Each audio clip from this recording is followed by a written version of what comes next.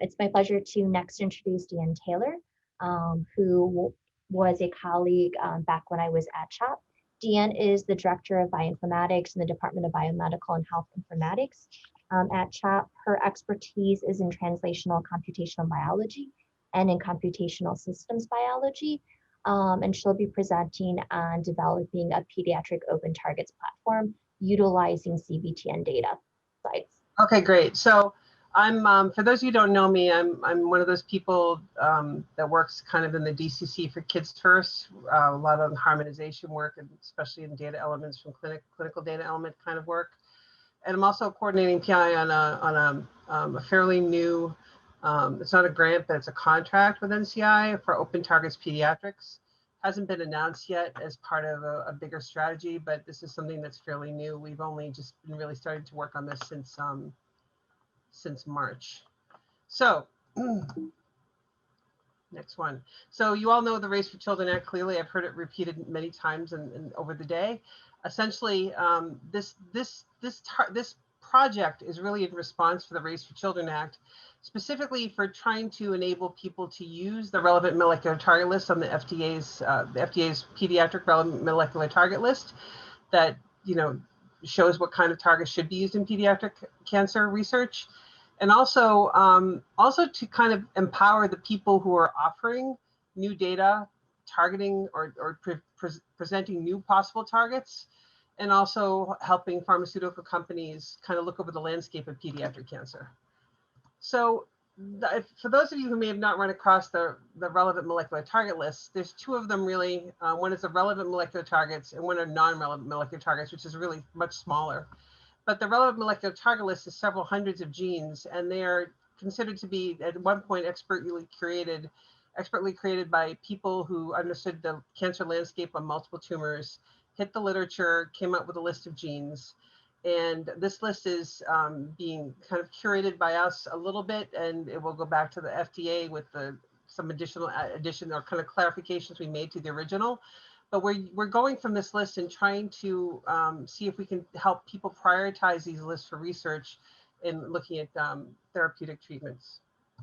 So to support the Race for Children Act and the RMTL, we've decided to extend a platform that already exists that was developed at the Wellcome Sanger called Open Targets. And it's an existing portal system. And at CHOP, we're going to be analyzing and harmonizing data to put into this platform, which I'll show you in a minute. And Leidos and NCI are working with us to actually adapt the web and the backend and the DevOps part of that platform, the more technical side of that, to make it ready and available for people to load data up for pediatric cancer that's specific to the kinds of things that clinicians, pharma, and other users of that resource would like to see. And this extension to Open Targets is actually going to provide target and drug information, genomic evidence, and preclinical testing data, specifically for pediatric cancers like the PPTC, to support the Race for Children Act. So the Open Targets platform was developed, as I mentioned, at the Wellcome Sanger Institute, and they're actually partnered already with pharmaceutical companies. So this is not just an academic platform. This is a platform that has been duplicated and used interior to pharmaceutical companies, and in some very special ways is supported by the pharmaceutical companies on the back end. And also EMBL EBI in Europe. So a lot of this is supported also by the EMBL and EBI. And a lot of the data that comes into Open Targets comes from various types of EBI projects, including Chembl and the Expression Atlas in EBI. So the Open Targets platform actually supports the systemic identification and prioritization of potential therapeutic drug targets. And how does it do this? It brings in all these disparate data sources, creates a score for a target versus a disease. And I'm not going to be able to go too much into detail how they do that today because I only have 20 minutes, but it is freely available. We do have the ability to change that scoring, to make our own changes to the platform. And our first step, we're going to start adding pediatric data to the Open Targets portal from CBTN is one of the sources we're using, and using resources from the Open PBTA project that has a lot of great and reproducible modules and methods or tertiary analysis methods that are going to go, the products of that are going to go into this platform. So for example, we could put a search in for medulloblastoma to the Open Targets platform. And then what you'll get back is, this is just on the search term in the very front page before you hit return, it's going to do an automatic fill in for you, where you'll get like medulloblastoma comes up at first. This is the disease, and it'll show you kind of popular targets or disease and phenotypes and drugs that are already related to that. But if you click into this, you'll see a page like this, and this is the original Open Targets, not our version of the Open Targets, which is probably going to have some substantial differences. But in the original version of Open Targets, in their medulloblastoma categorization, they have roughly about 3,000 targets associated with it. These are genes or gene types or target types. And then they're ranked by an overall association score, but based on evidence from different data modalities. And these data modalities could be actually the drugs that target this gene that are active in medulloblastoma, somatic mutations, genetic associations, which comes from actual genetic studies that have come from the literature, text mining in the literature, RNA expression from more than one or more sources. Somatic mutations can come from cosmic and other databases, and animal model data. But clearly there's also things, we could have PDX models in here. There could be additional data in here from like copy number variation, things like that could maybe that could fall into somatic mutations, but you can imagine we could have a lot of other data that comes in here. And part of our job is actually altering this interface to add more data. So, you know, there's different evidence types, as I mentioned. These are all the different evidence types from different sources that are in there right now. There's also this evidence weight heat map. The darker the color, the more evidence or the more of a higher score there is. So that's easy visualization. And also this overall association score is calculated based on the evidence and different weights of the evidence, which we are also able to change specifically for pediatric cancer. For example, if we believe genetic associations are more important in pediatric cancer than in a generic adult disease, we could upweight genetic associations for the overall association score in our methods. And also, there's also several different types of evidence-specific filters that you can select, and we could add them in, and that allows researchers and people using the interface to select for different types of associations, different pathway types, different target classes, and different tractability scores. So we've worked out several use cases. Part of our ask is to create several use cases that could be prioritized and evaluated for success of the platform. And, you know, there's different types of data that could come in for these use cases. And I'll talk a little bit some use cases in a minute, but we could have RNA-seq, somatic mutations, proteomics, preclinical testing, any kind of data could come in for that. And we've also identified pediatric focused data sources, so OpenPBTA and the CBTN data sets that have come through from the CBTTC and PBTA. That kind of data is kind of like our central pivot, actually, for other data processing, because OpenPBTA did such a good job, we believe, in taking data, for example, from the Kids First pipelines and updating it with tertiary analyses and downstream analyses, that we wanted to use that as a central pivot for all the other pediatric cancers we're going to be processing through. So that includes target Kids First cancer data sets and things that might come out of the PPTC or other pediatric data sets. This is not exhaustive, but this is what we have so far. And there are other data set sources as well. This is the GTEx, which we can use for, even though it's adult, it could also be used for kind of control data, the TCGA, and of course the RMTL that I mentioned earlier. And then the data processing pipelines, as I mentioned, we have the Kids First data processing pipelines for all different types of data related to cancer. And we also have the OpenPBTA project modules. And those are the validated processing scripts I mentioned for PBTA data that can be used for processing all our other childhood cancer data. And that's our plan right now. So this is kind of the big picture. For Open Targets pediatric extension plans, we have these data at the top here: target, PPTC, Kids First cancer data, PBTA data, et cetera, adult reference data that would come through. And then we have analysis and harmonization pipelines from OpenPBTA, et cetera, that would come through. And it would all be put into an Open Targets database. Now, this is not a distributed database. It is a centralized database that the website operates from. And then it will add harmonized pediatric data, preclinical treatment evidence, and et cetera. Especially important for us are the compatible ontologies. And I'm not going to go more into that right now, but we're basically NCIT and Mondo are going to help guide and work with Sam, who's going to be talking, I believe, later.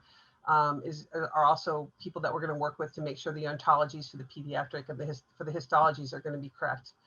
And it's going to deliver drug and disease and gene evidence information, data, categorizations, etc. All of these things are going to be in our own particular view for this. And our use cases are, I've left several out of here, but regulatory, should the gene be added to the RMTL list? Should it be something that called attention to developers or people who are doing research? For pharma, what are the evidence that something should be targeted? And innovators, if you're in a new small company, you've got a new drug, for a particular target, is there a pediatric indication for that?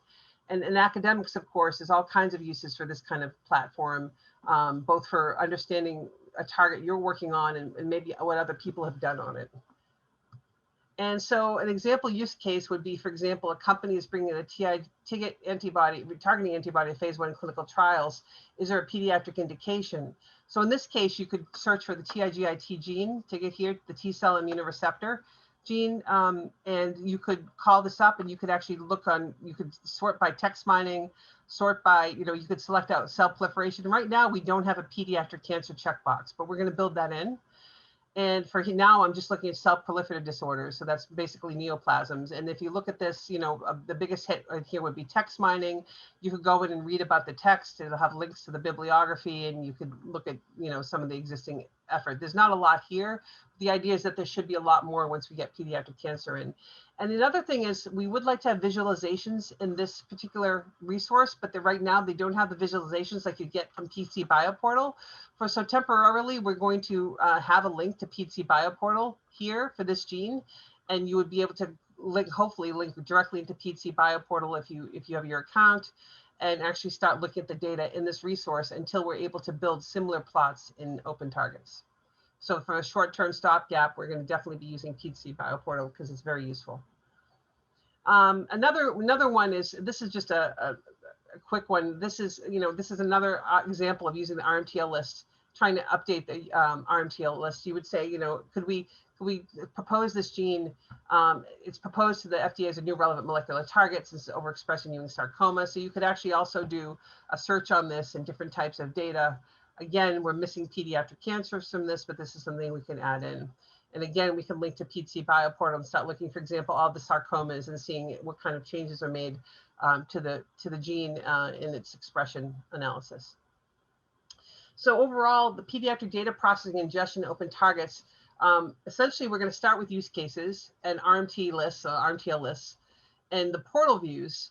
And these are all things that are going to be coming from the users. What do the users want to see? Do they want to see, what kind of portal views are important to them? What kind of use cases are important to them? And we've gotten some feedback from some clinicians on that, and we're definitely going to be looking for more information on that. The data will be accessed and ingest based on what's needed in the use cases. We're going to take primary analysis, for example, and actually run it through Kids First pipelines and harmonize those data against standards.